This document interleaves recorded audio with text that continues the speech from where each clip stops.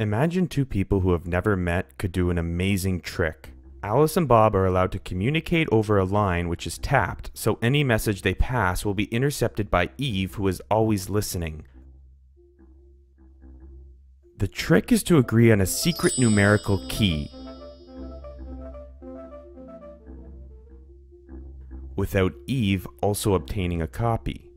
How is this possible? First, let's explore how this trick is done using colors.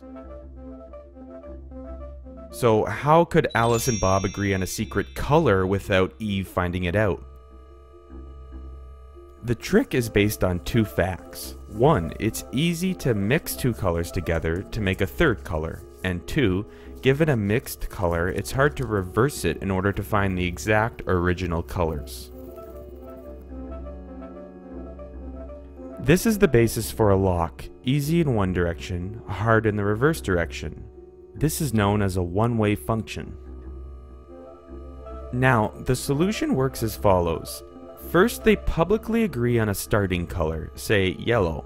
Next, Alice and Bob both randomly select private colors and mix them into the public yellow in order to disguise their private color. Now, Alice keeps her private color and sends her mixture to Bob, and Bob keeps his private color and sends his mixture to Alice. Now the heart of the trick. Alice and Bob add their private colors to the other person's mixture and arrive at a shared secret color.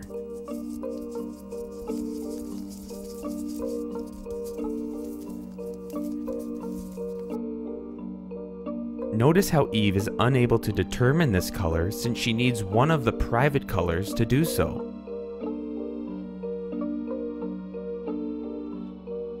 And that is the trick. Now, to do this with numbers, we need a numerical procedure which is easy in one direction and hard in the reverse direction. This brings us to modular arithmetic, which is known as clock arithmetic.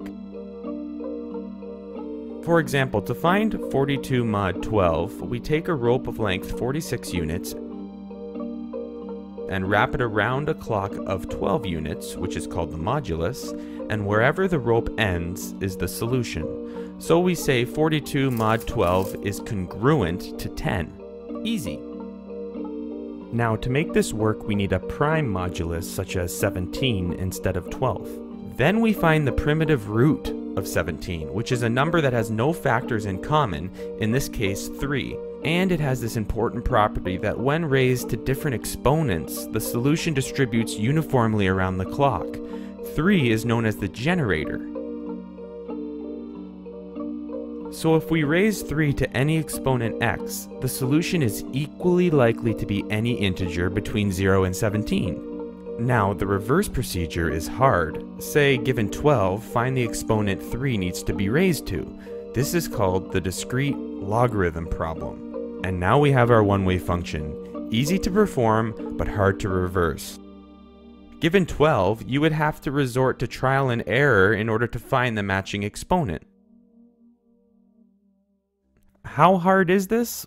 Well, with small numbers, it's easy. But if we use a prime modulus which is hundreds of digits long, it starts to get seriously hard.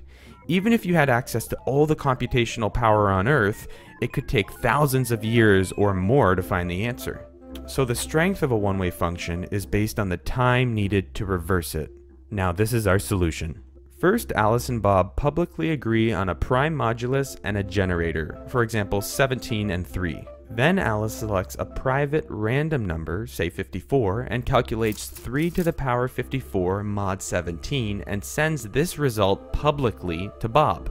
Then Bob selects his private random number, say 24, and calculates 3 to the power 24 mod 17 and sends this result publicly to Alice. And now the heart of the trick. Alice takes Bob's public result and raises it to the power of her private number, which gives 3 to the power 24 times 54, and she obtains the shared secret, which in this case is 1. Bob takes Alice's public result and raises it to the power of his private number, which gives 3 to the power 54 times 24, resulting in the same shared secret. Notice they did the same calculation with the exponents in a different order. 24 times 54 is the same as 54 times 24. Without one of the private numbers, Eve will not be able to find the solution. And this is how it's done. While Eve is stuck grinding away at the discrete logarithm problem, and with large enough numbers, this will literally take forever.